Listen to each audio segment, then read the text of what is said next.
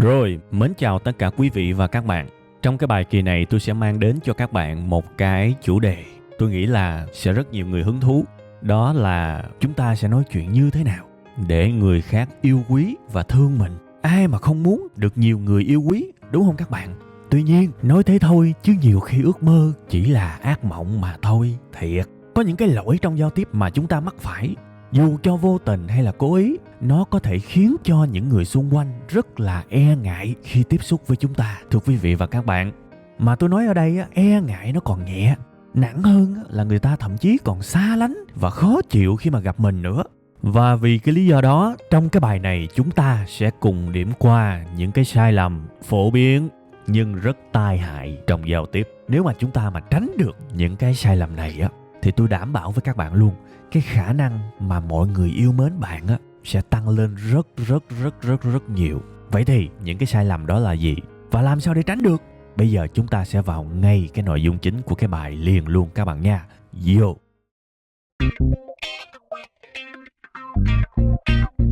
Rồi, hello các bạn.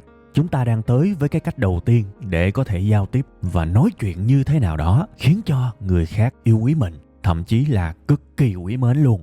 Vậy thì cái cách số 1 này là gì?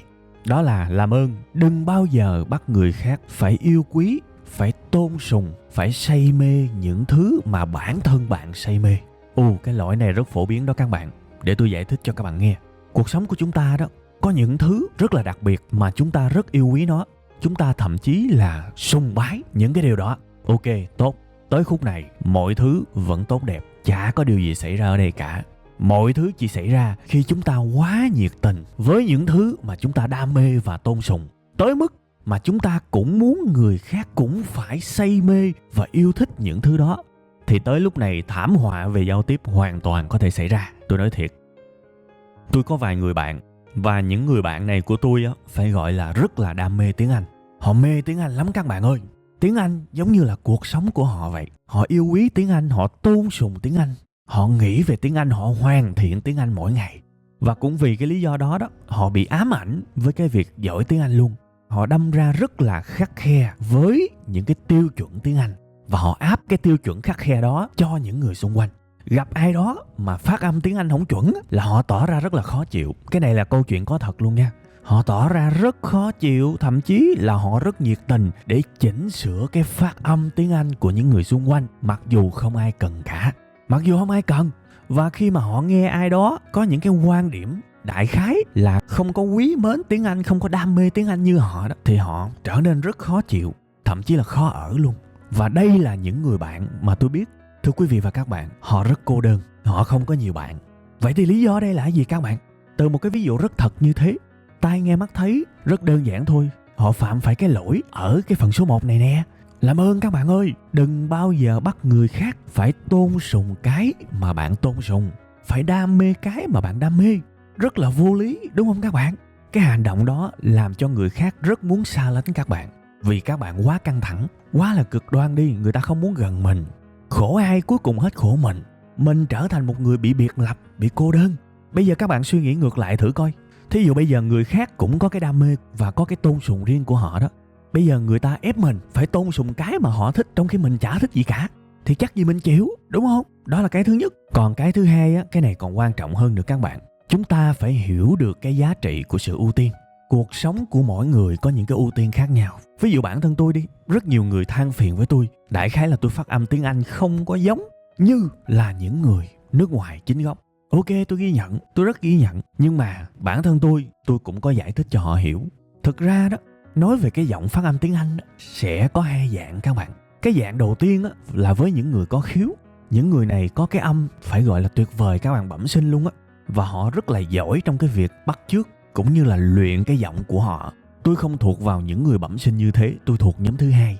Đó là nhóm những người không có khiếu.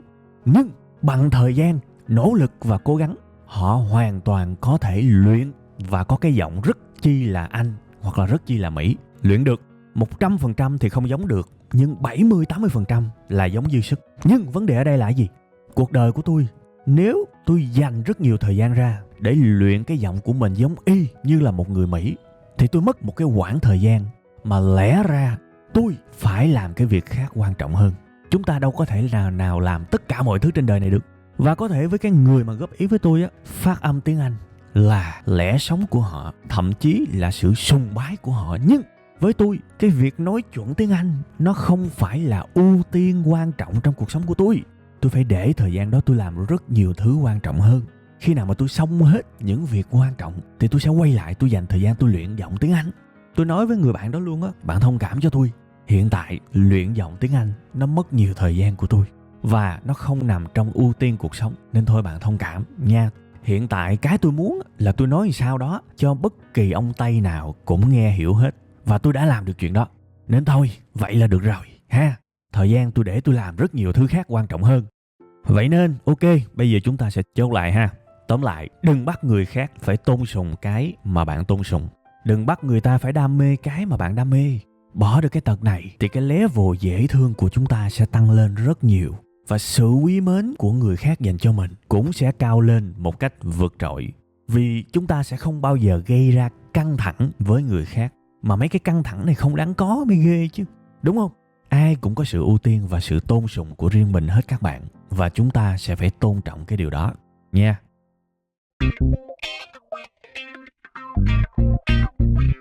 Rồi, hello bà con. Chúng ta sẽ đi tới với cái điều thứ hai của cái bài ngày hôm nay. Về cái việc để ý, giao tiếp và nói chuyện như thế nào để người khác khi mà tiếp xúc với mình, họ sẽ cảm thấy thoải mái, cảm thấy gần gũi, cảm thấy an toàn, cảm thấy quý mến, thậm chí là yêu thương. Thì chúng ta phải làm sao đây? Các bạn hãy nhớ cái điều này thật là kỹ nha. Một cái điều mà vô cùng nhiều người phạm. Nhiều khi người ta phạm một cách vô tình thôi các bạn. Nhưng mà vô tình hay cố ý thì nhiều khi cái hậu quả nó xảy ra, nó vẫn xảy ra à. Vậy thì cái lỗi là gì? Không phải lúc nào người ta cũng cần mình cho ý kiến đâu các bạn ơi. Thiệt sự á. Và hãy đặc biệt chú ý cái điều này nha. Nếu mà người khác nói chuyện với chúng ta đó, họ chỉ đơn thuần là chia sẻ, thì họ sẽ không cần bạn cho ý kiến, sẽ không cần bạn góp ý, sẽ không cần bạn phản biện. Hãy nhớ rõ cái chuyện này. Nếu chỉ đơn thuần là chia sẻ thì họ sẽ không cần bạn phản biện đâu. Bây giờ tôi lấy một cái thí dụ rất là dễ hiểu. Ví dụ bản thân bạn đi, bạn rất là thích nhạc rap. Và bạn ngồi cà phê cà pháo với bạn bè. Bạn nói là ê mày, dạo này tao bắt đầu tao nghe nhạc rap thấy cũng hay mày. Có nhiều ca sĩ nè, ca sĩ A, rapper B, ca sĩ C nghe ghiền mày. Thí dụ vậy. Thì bây giờ các bạn giả sử đi, ngồi kế các bạn, nếu mà có một người bạn đi, người bạn đó nghe bạn nói như thế và họ trả lời lại theo một cái tông giọng kiểu vậy. Hả? Nhạc rap hả? Nói mày đừng buồn chứ. Tao ghét nhất là cái loại nhạc đó. Ghét nhất luôn. Tao toàn nghe bolero thôi. Bà nói cái thể loại gì mà nghe gì đâu mà nghe không vô. Cái gì đâu mà cà giật cà tưng. Đó, các bạn thấy không? Khi các bạn chia sẻ và các bạn nhận lại một cái ý kiến, một cái tranh luận, một cái chê bai từ người khác, thì các bạn thấy các bạn thoải mái không? Dễ gì mà thoải mái, không chân cãi lộn á. Thì nếu mà bản thân mình không thoải mái thì mình đừng làm cái điều tương tự với người khác. Làm ơn nhớ, không phải lúc nào con người chúng ta cũng cần nghe ý kiến. Không phải lúc nào chúng ta cũng sẵn lòng nghe sự tranh luận. No, chúng ta chia sẻ thì thứ mà chúng ta cần á là chúng ta cần được nghe, được chia sẻ, và thế là đủ rồi các bạn. Tự nhiên cái giờ mình nói là mình thích nhạc rap, ông nội kia ông nói là thôi nhạc rap dở ẹt à, tao toàn nghe bolero không à. Các bạn thấy dễ kích động không? Có thể là ai đó mà nóng nảy sẽ nói ô mày thứ ngu mày, nhạc rap hay vậy mà mày không thích hả, thứ ngu. Những trường hợp kiểu như vậy gặp rất nhiều trong cuộc sống. Thì các bạn nghĩ mà xem, một cái quá trình giao tiếp nó buông bét, nó banh hết các bạn. Khi người khác chia sẻ, các bạn đừng có đóng góp gì hết. Ví dụ như tôi mà tôi nghe một người nào đó chia sẻ họ thích nhạc rap, mà nếu trường hợp mà tôi không thích nha, thì tôi sẽ nói đại loại như tao cũng thấy dạo này người ta nghe cũng nhiều á. Đó, đại khái vậy. Hoặc là có thể giỡn kiểu như tân thời dữ ha, nghe nhạc rap đồ trẻ trung đồ dữ ha. Đó, thí dụ vậy, chọc chơi cho vui là được rồi nha. Đừng có cần phải ý kiến ý cò các bạn. Nhiều bạn mà cực đoan có thể nghĩ cái phương pháp này của tôi là nó thảo mai, nó kiểu như là đạo đức giả quá. Thì tôi nói thật các bạn, nếu mà ác mồm ác miệng thì người ta có thể gọi mình bằng bất kỳ một cái danh xưng nào. Nhưng thưa quý vị và các bạn, cái điểm mấu chốt ở đây là người ta không cần bạn cho ý kiến. Thì bạn có ý kiến để làm gì? Ngoài cái việc bạn chỉ làm cho cái mối quan hệ, cái sự giao tiếp này trở nên căng thẳng hơn, thì cả hai đều mất các bạn. làm mất lòng nhau để làm gì trong những cái tình huống không cần thiết như thế. Và tôi nói thiệt các bạn á, đôi khi á, tôi thấy nhiều người phải gọi là quá hiếu chiến, kể cả trong giao tiếp đời thường. Ai nói cái gì cũng phải ý kiến, ai nói cái gì cũng phải phản biện. Ủa, để làm gì các bạn? Thắng chả được cái gì hết, vậy thì tại sao phải tham gia cái cuộc chiến đó? Tại sao phải hiếu chiến? Các bạn thấy đúng không? Trong cái tình huống đó thắng hay thua cũng đều mất. Vậy thì nó là một cái hình thức của cái việc không khéo léo. Giao tiếp mà như vậy thì người ta chỉ muốn tránh xa mình thôi. Và đừng hỏi tại sao mình ít bạn. Thiệt. Hoặc là bây giờ một cái ví dụ khác. Có một ai đó đồng nghiệp đi, khoe: ê mày, mới mua iPhone nè, dòm thử có được không? Người ta khoe, người ta muốn chia sẻ, đúng không? Mà thí dụ gặp ông nào mà không khéo, ông sẽ nói kiểu này: hả? Mua iPhone hả? Tao xài điện thoại Android không à? Tao không có thích iPhone. Mắc như quỷ vậy mà thấy cũng bình thường, có gì đâu. Ý kiến, ý cò. Thực ra đó, nói về mặt mà đúng sai á, thì có thể bạn nói đúng, quan điểm của bạn là đúng. Nhưng mà gọi là khéo hay không thì chắc chắn là không.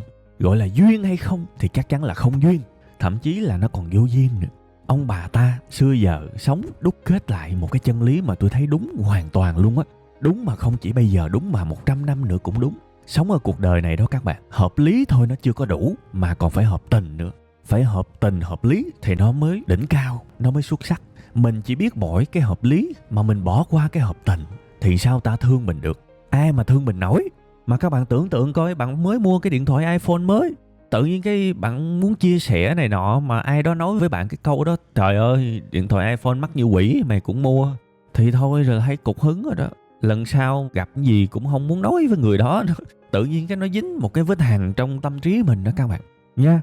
Đương nhiên cái ví dụ này là ví dụ tôi hư cấu đại ra, tại vì mấy cái này cũng dễ đụng chạm các bạn, nên thôi coi như cái ví dụ về điện thoại này tôi hư cấu ra. Tôi hư cấu để cho các bạn thấy khi mà người ta chia sẻ thì thôi mình đừng có cần góp ý kiến gì hết. Mình nghe, mình chia sẻ thôi là được rồi. Tự nhiên mình sẽ được yêu quý, tự nhiên mình sẽ có nhiều bạn ha. Mới mua iPhone hả? Ê, chụp hình coi thử coi mày coi đẹp không? Thí dụ như vậy. Mình chia sẻ với người ta thì người ta thương mình liền nha. Không nhất thiết lúc nào cũng phải góp ý tranh luận, cũng phải ý kiến đâu. Tôi nói thiệt á, đôi khi mình đúng nhiều quá nhưng hóa ra cả một cái mối quan hệ mình lại sai ha. Rồi, ok các bạn, như vậy là tôi đã vừa mới chia sẻ cái kinh nghiệm phải gọi là rất xương máu của tôi. Tôi nhìn trong cuộc sống, tôi để ý, tôi đúc rút, tôi thực hành, tôi áp dụng, phải gọi là rất nhiều cho bản thân mình. Và tôi thấy đây là hai điều rất quan trọng để chúng ta được yêu quý trong cuộc sống này. Đương nhiên, cái series về giao tiếp chắc chắn là nó sẽ chưa dừng lại đâu. Nó sẽ còn nhiều thứ nữa. Tại vì tôi nói thiệt các bạn nghĩ mà xem, cuộc sống của chúng ta, bên cạnh ăn, bên cạnh ngủ, bên cạnh những cái nhu cầu về sinh học, thì tôi hỏi các bạn, còn một cái việc gì mà chúng ta làm thiệt là nhiều và gần như chúng ta không thể không làm nữa? Còn cái việc gì giống vậy không? Đó là cái việc giao tiếp, cái việc nói chuyện đó các bạn. Trừ khi vô rừng sống, nói chuyện với cây, nói chuyện với cối, nói chuyện với muôn thú. Nếu chúng ta xác định sống một cuộc đời lành mạnh thì cỡ nào chúng ta cũng phải học cách để giao tiếp, cũng phải nói sao đó khôn khéo, ý tứ, chân thành để người ta thương mình và cũng như để mình thương người ta. Đâu có né được cái kỹ năng giao tiếp đâu các bạn, đúng không? Ai cũng phải giao tiếp tốt và ai cũng phải học cách giao tiếp. Nhiều người hiểu lầm lắm các bạn. Đôi khi chúng ta nghĩ là chúng ta biết nói chuyện là chúng ta có thể giao tiếp tốt. Nhầm các bạn ơi, nhầm. Khả năng nói chuyện, khả năng nói cái tiếng, cái từ là bẩm sinh, nhưng giao tiếp làm sao cho tốt thì đó lại là luyện tập hết, phải học. Chứ con người ta đẻ ra không tự nhiên có thể nói chuyện thú vị và được quý mến đâu các bạn. Cũng giống như là sinh đẻ, rất nhiều người sinh đẻ được, đúng không? Nhưng dạy con thành tài thì đó lại là nỗ lực, chứ không có tự nhiên được đâu. Thì nói chuyện hay cũng như thế nha. Nên tôi mong tất cả chúng ta ít nhất là phải có một cái ý thức, mình nên học giao tiếp để cuộc sống của mình thuận lợi hơn, để mình yêu quý người khác hơn và cũng như là người khác yêu quý mình hơn. Và tôi hy vọng mọi điều tốt đẹp sẽ xảy đến với các bạn. Ở trên màn hình các bạn có thể thấy tôi có gom lại một cái danh sách những bài giảng về chủ đề giao tiếp. Các bạn có thể bấm vào đó và xem tất cả các bài về giao tiếp của tôi nha.